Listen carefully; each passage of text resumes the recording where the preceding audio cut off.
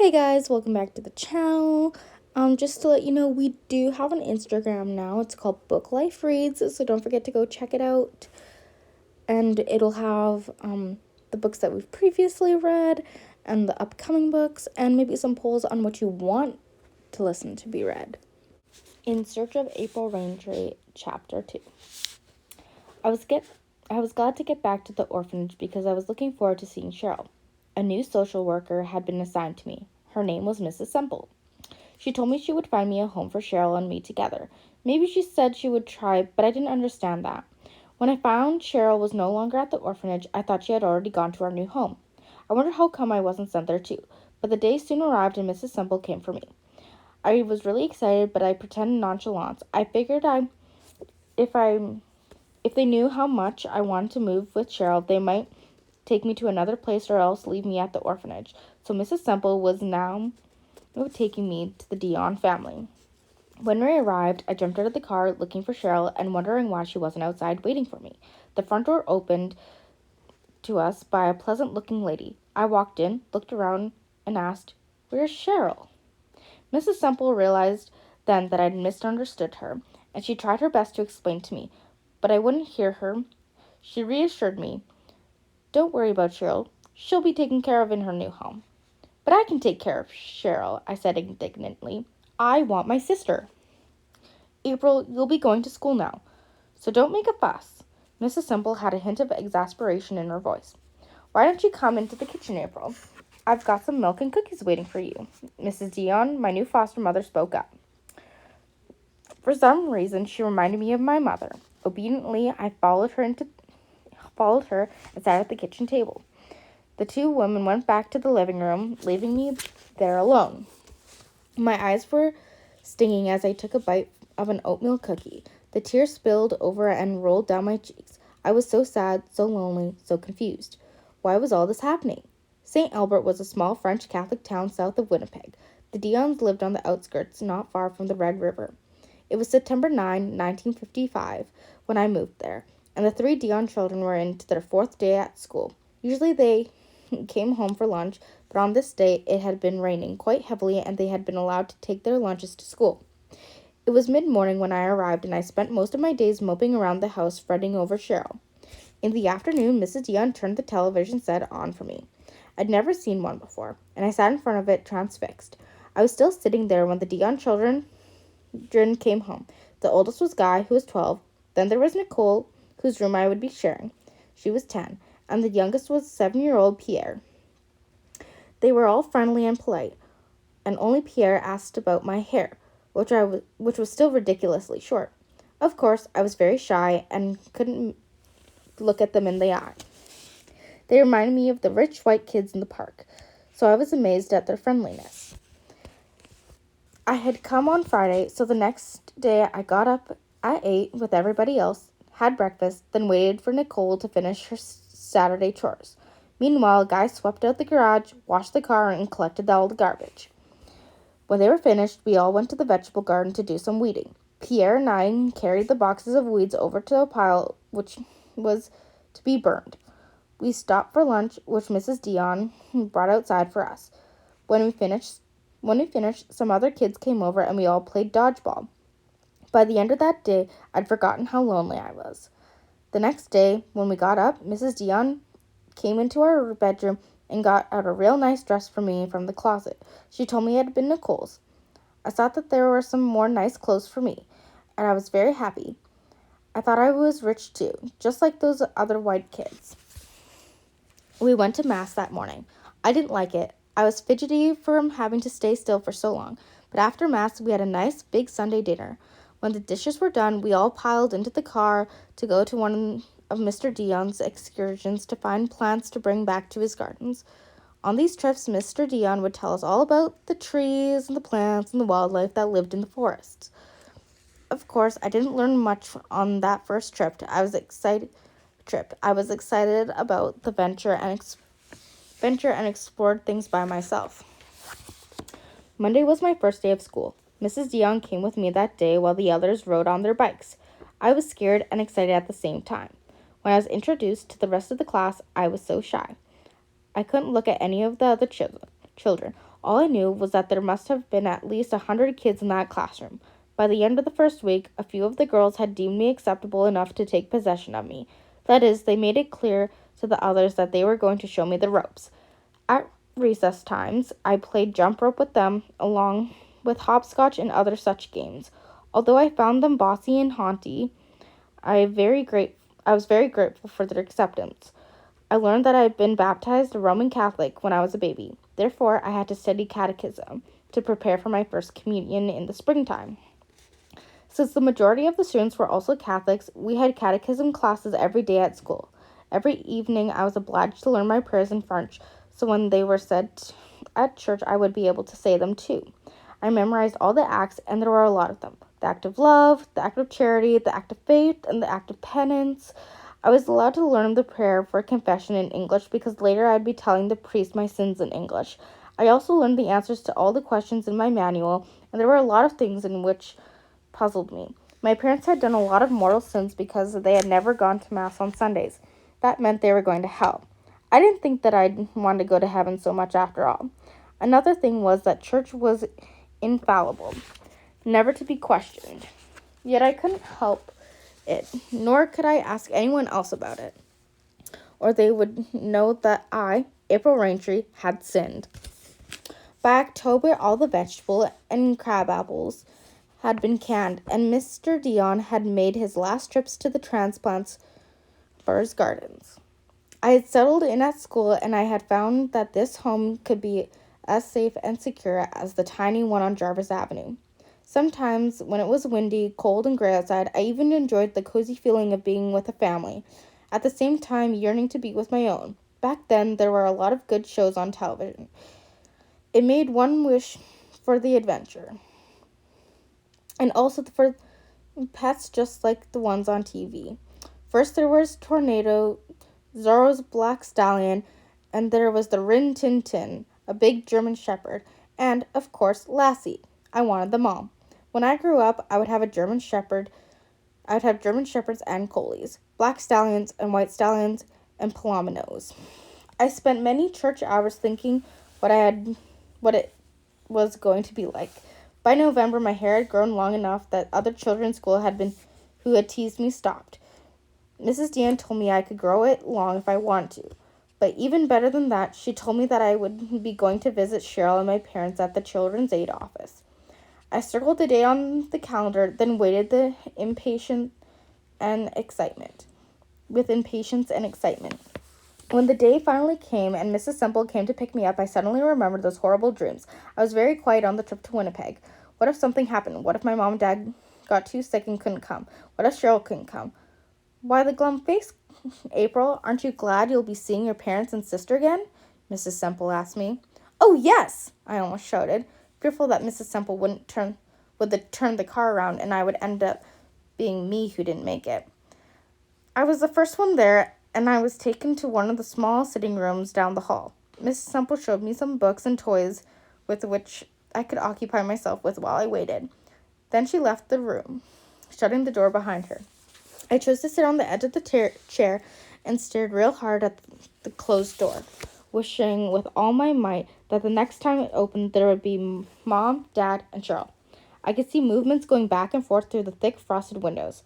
What if they all went to the wrong room? Maybe I should wait in the front waiting room. Better yet, maybe I should wait downstairs at the front entrance. I settled for opening the door a crack and peered out. When I saw someone approaching, I shut the door quickly and went back to the chair. The door opened and in walked Cheryl, followed by her co-worker, Miss Turner. When Cheryl saw me, her face lit up and she screamed, "Apple! Apple!"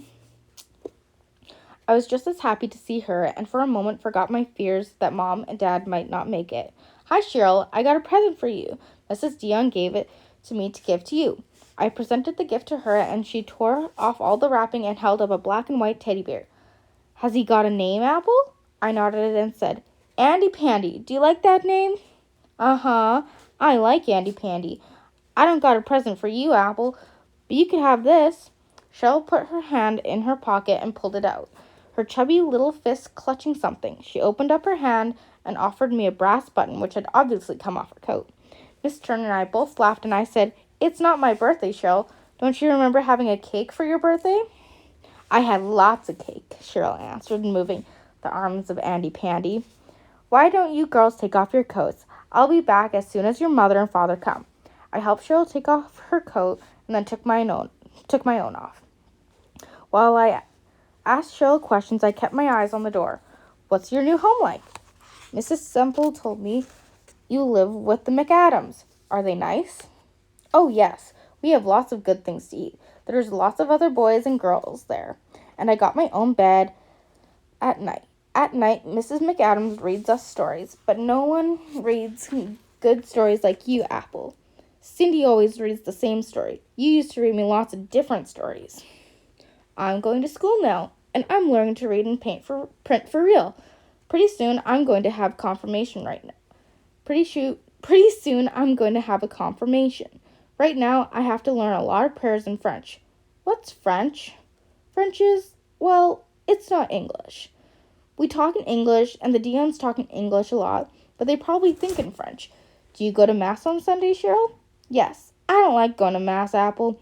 We gotta behave and not play. Mrs. McAdams said so.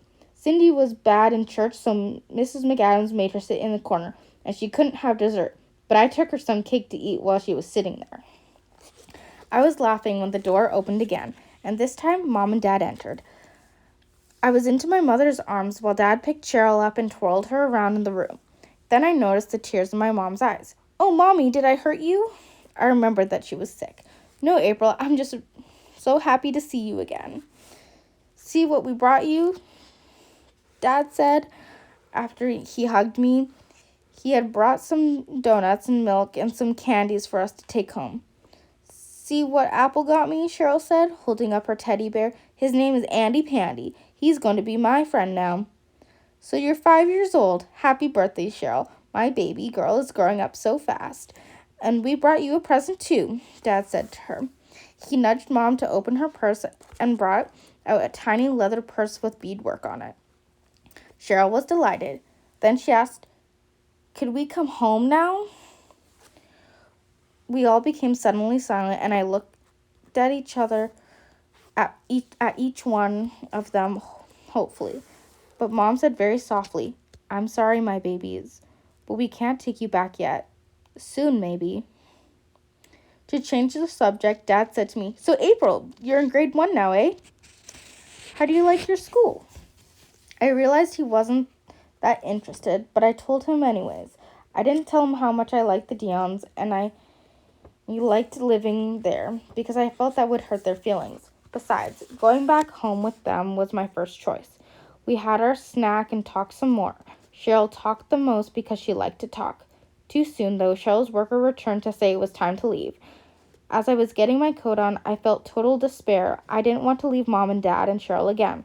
I kissed and hugged my mom, then my dad. I pleaded with them. Please take us home with you. Please, Daddy? April, we just can't do that. We want to, but we can't. Why not, Daddy? Look, you're making your mother cry, and you're going to make Cheryl cry.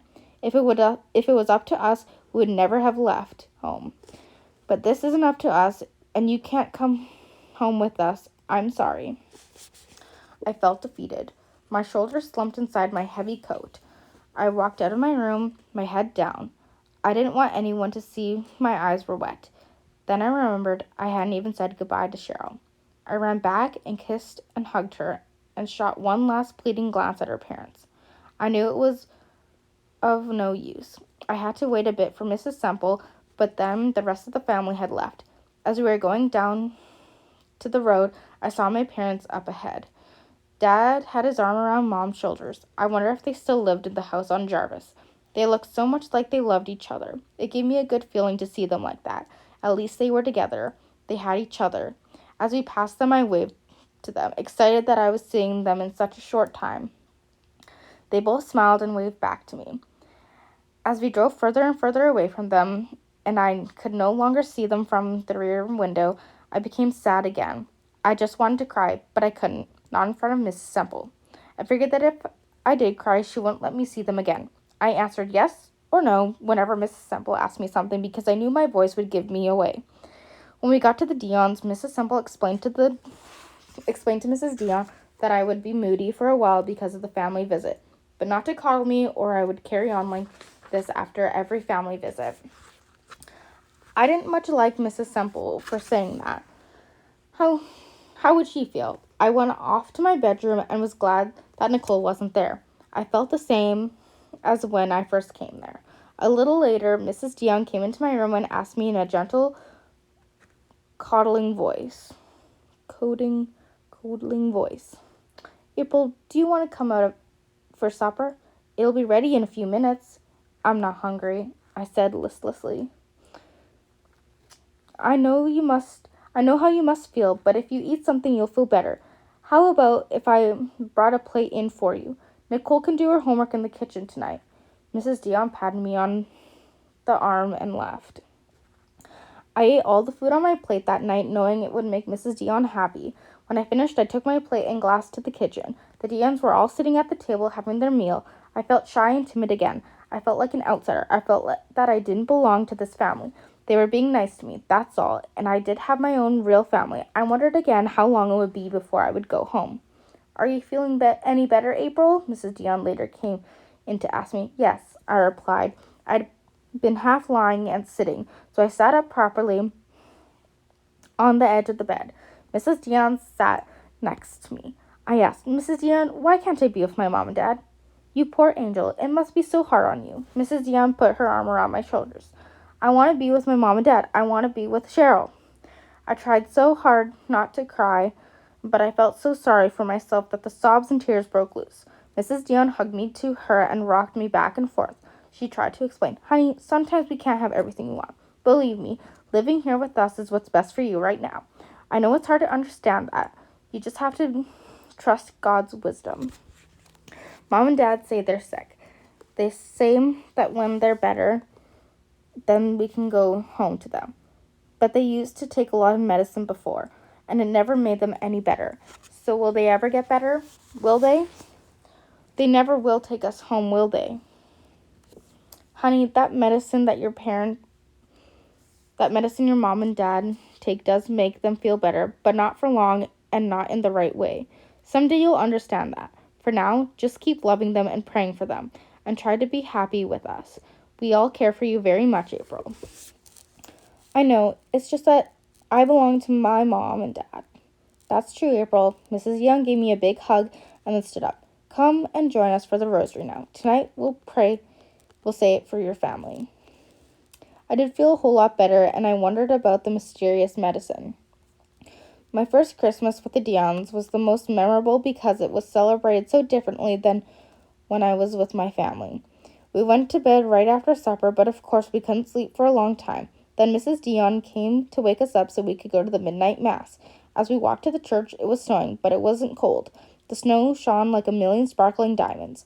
The mass seemed endless that night, but relief was provided by the choir singing Christmas hymns. After it was over, we went back home and gathered in the living room to open all the presents. That's what stood out for me, all those presents.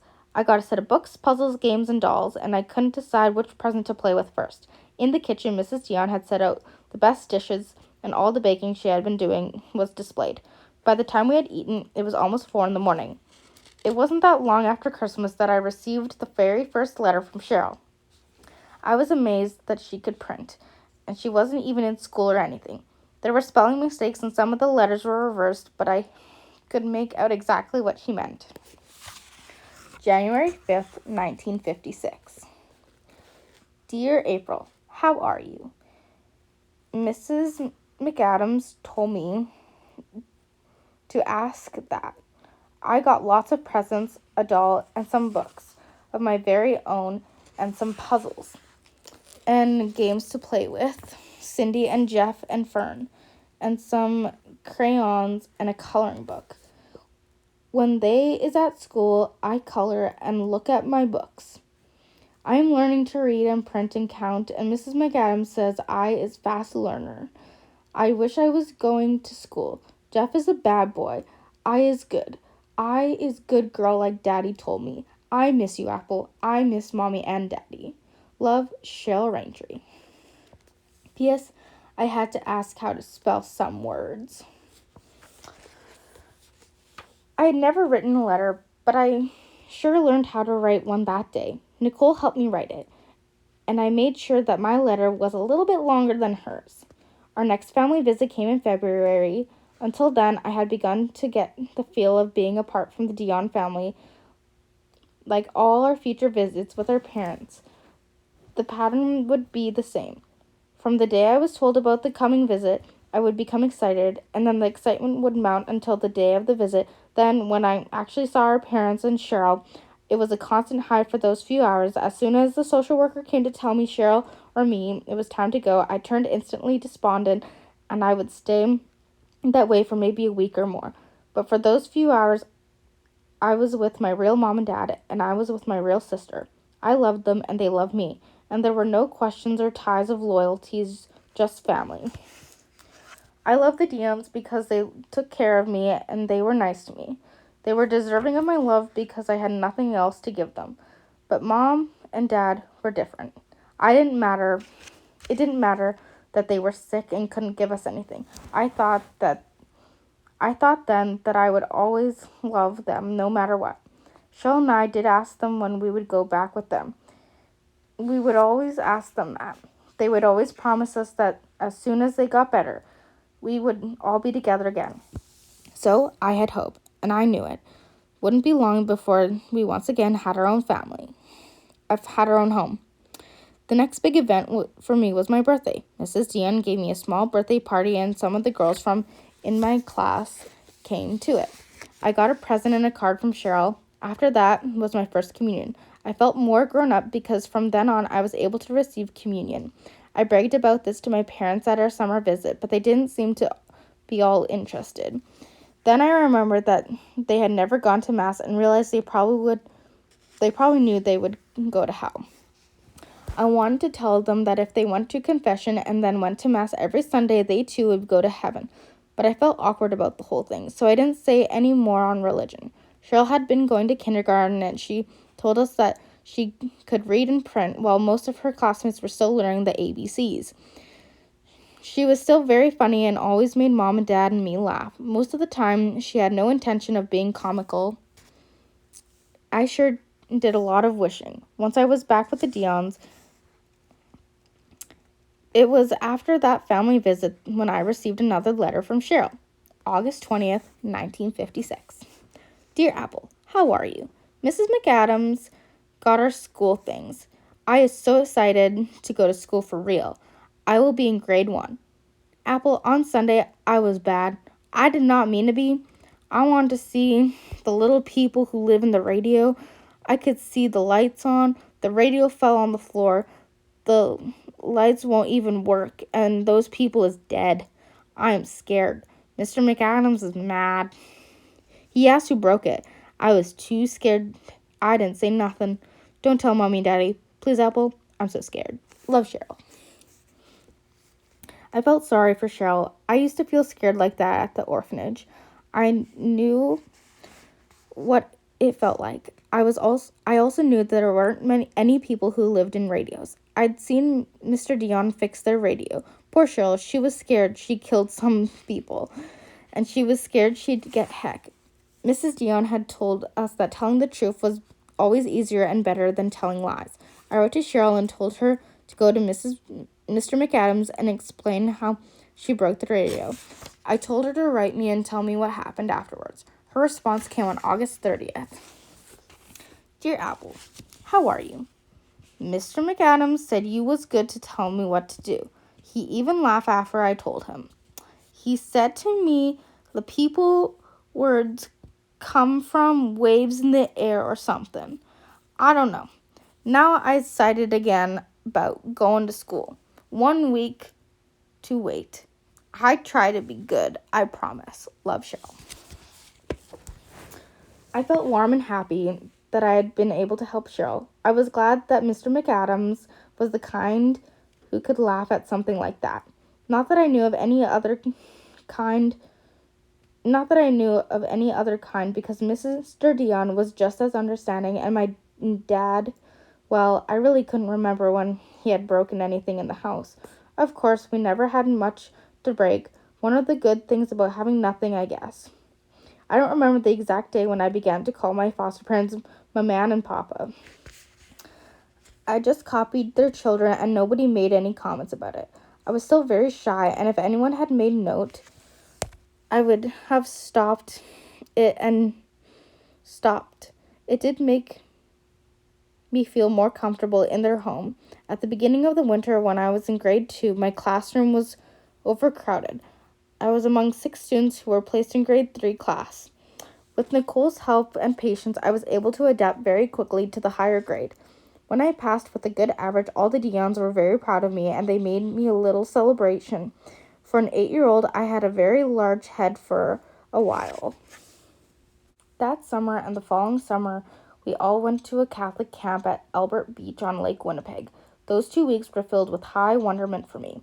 At home, all the neighborhood kids would gather to play baseball, mostly in the evenings. When there weren't many kids around, we'd play badminton. If it were raining, we'd find something to do indoors. There was always lots to do.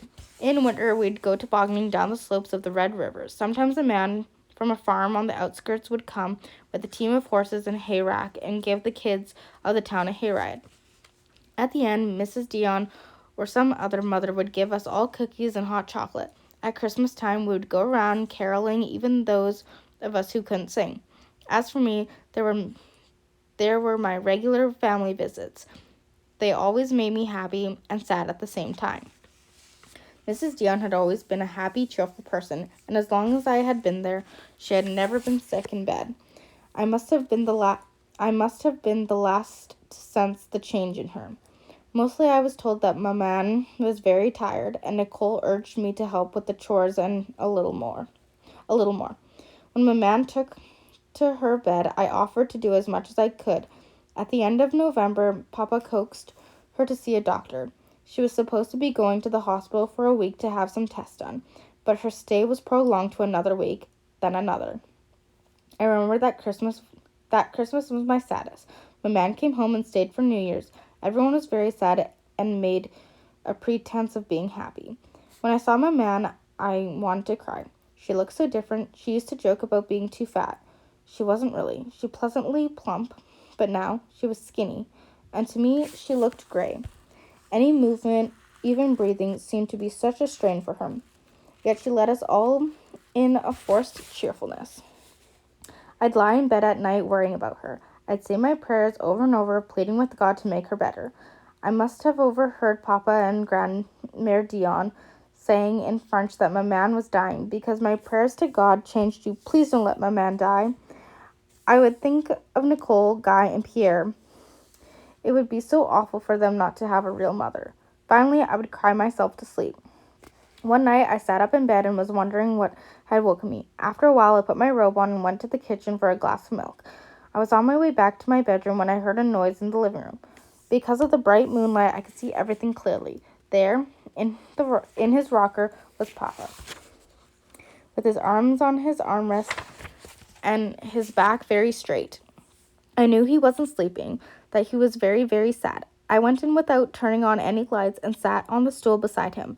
I wanted to comfort him, but I didn't know what to say. I put my hand on his and said softly, "My man says it's okay to cry sometimes. My man says it makes you feel better." I saw tears glistening in the moonlight run down his face.